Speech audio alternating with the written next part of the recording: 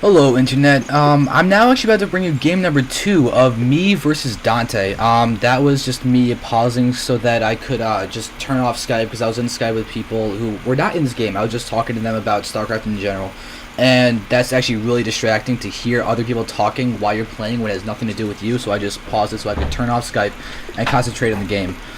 So we do have me spawn in the top right. The map is just Steps of War. Which is part of in-house, just a little round robin or just normal tournament, actually, just normal brackets. Best of 3. Dante did play random, so Dante spawned as Protoss in this game. He spawned as Zerg in the last one. And I'm going to be really annoyed when I scout this because I know that I'm not as good a player as Dante, and so I feel that if he spawned as Protoss, I would be at a distinct disadvantage because not only is PvP my worst matchup, but he's better than me. So if he's better than me and has a mirror matchup, I have so little room for error that I'd be in a really, really bad spot for it. And now Dante just continuing macro up, and now this is when I'm sad when I look at my probe and see that he's going to be... Ooh, look at all those waypoints. I should probably try and control that more myself. Okay, I will be doing a lot of talk about my own play simply because I'm trying to analyze what I do because I'm not able to play often enough. But right now I'm just going to continue macroing up. I'm trying to do a normal gateway. Time. I don't want to do anything weird. I hate cheesing, so I'm not going to cheese. I'm just going to keep it very simple with just getting normal gateway gas and then probably try and do a stalker build. Like try and do stalker pressure, which is generally what I do in PvP. Like I'll just get out 3 gateways, warp in stalkers, like 1 zealot, 1 sentry, just enough for a guardian shield and some tanking of damage with the zealot.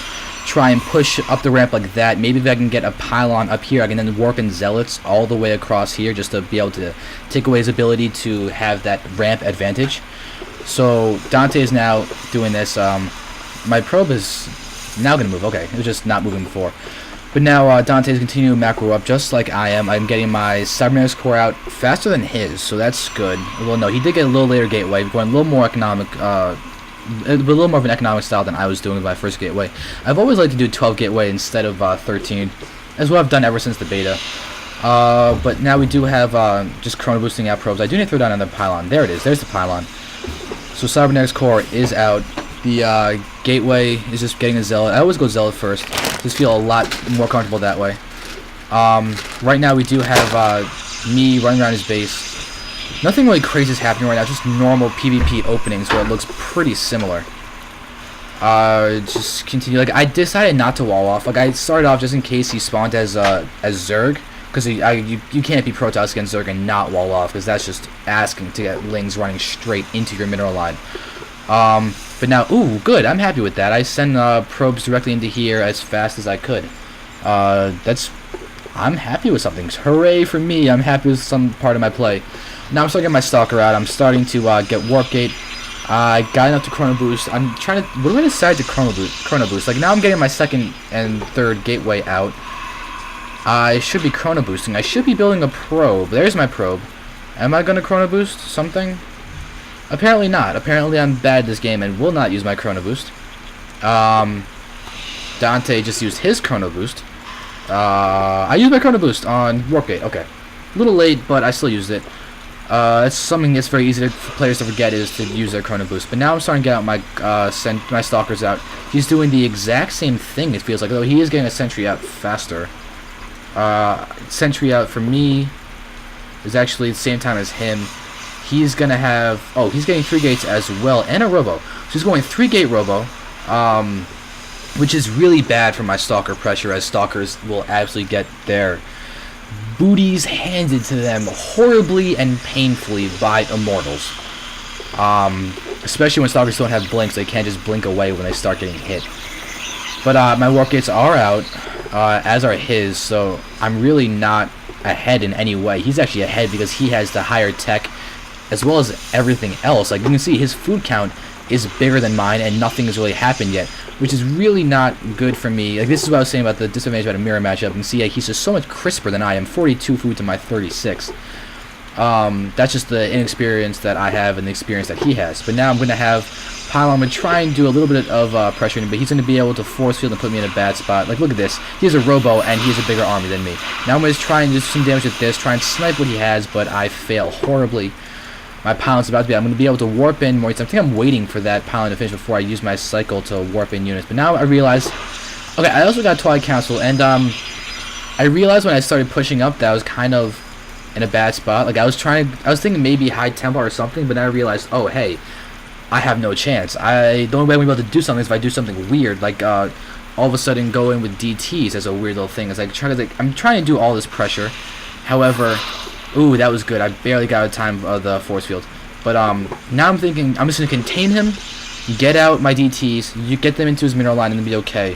What I should do is go for the expansion right now, as well as I do have a contain. I'm really stalker heavy right now. I'm going to be able to. Oh god, I don't get the kill on the probe? Or am I going to now? There we go. But still, he gets a full scout on my forces out here. I think the only thing keeping him in his base right now is the fact that I have, is that I have a sentry that can just force field him and then kill his army with the better concave that I have. I really should expand at this point. Like, my money is kind of high. My DT shrine is almost out. So I will be able to morph in DTs, but or warp in DTs, but he's got to have an observer out in the field somewhere. Units, he does not have an observer. He's getting an observer right now. He might start to be suspicious, or because I haven't pushed in or anything, probably expecting something crazy, and oh, this is gonna be it's so unfortunate. His observer's gonna pop out at the exact time that it needs to. My DTs are actually gonna go in there and start destroying a lot. I think he saw the shimmer.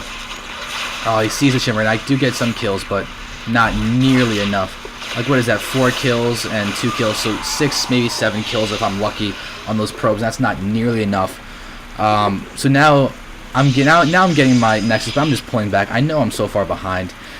Like, I saw this robotics bay, I saw the Robo, I saw the Immortals.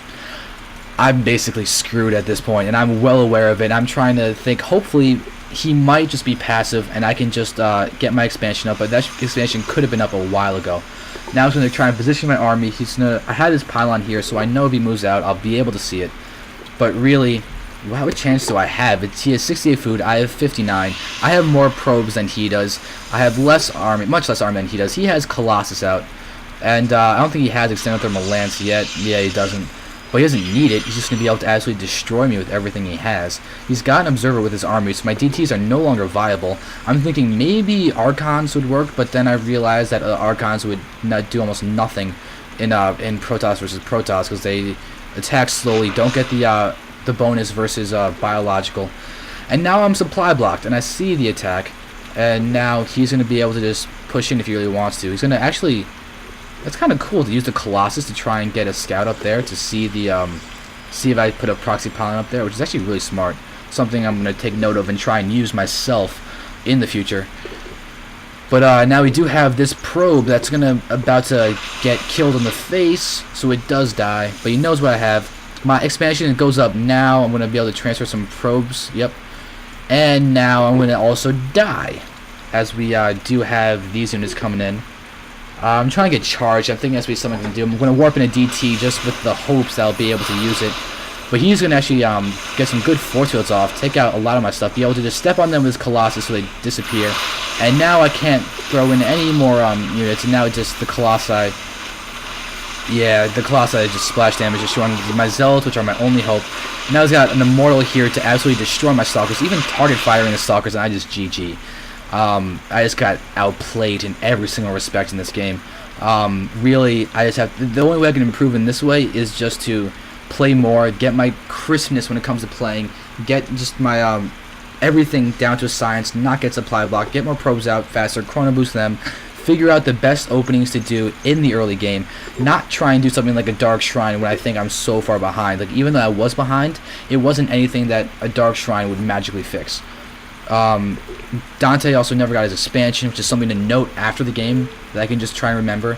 He even has more guys back here, just wary of the DTs again, so he's doing a great job. He played really crisply, and now I did now 1-1 the series, and I'm just going to move on and go to game number 3 at this point. Hope you guys enjoy this one. Stick around for the next one. It's a good one.